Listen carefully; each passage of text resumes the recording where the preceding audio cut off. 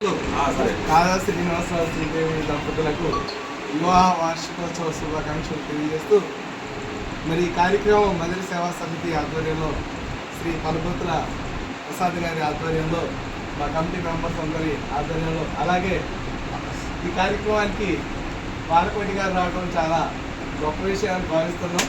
ఎందుకంటే కలయిక అవకాశంలో ఒక తిరుగులేని నాయకత్వం వహించినటువంటి వ్యక్తి. మరి అటువంటి వ్యక్తులు ఉన్న ఇటువంటి సందర్భంలో నేను మాట్లాడటం అనేది చాలా 2 నిమిషం మాత్రమే మాట్లాడతా.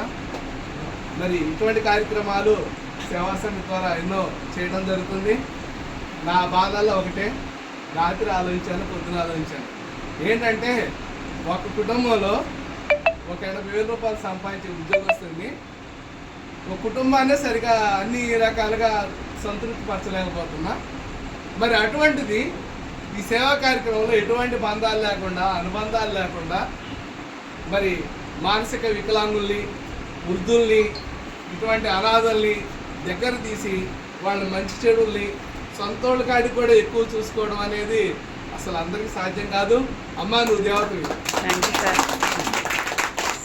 కాబట్టి ఇటువంటి పనులు మీరు ఎప్పుడు చేయాలని ఈ భగవంతుడు మీరు చేస్తారని. కాకపోతే మనం ఒకరోజే అన్ని సమకూర్చలేకపోతున్నాం. మరి ఎప్పుడో పుట్టినరోజులో, పెళ్లి రోజు మరి ఇక్కడ చేయడం ఆ రోజు బాగానే ఉంటుంది. మిగతా సమయాల్లో చాలా బాధ అనిపిస్తుంది ఆలోచిస్తుంటే. మరి ఎలా మెయింటైన్ చేయగలుగుతున్నారు ఏంటనేది. కాబట్టి ప్రతి ఒక్కరు కూడా మరి ఈ సందర్భంగా బాలకోటి గారికి నేను ఒకటి వినవించుకుంటున్నా.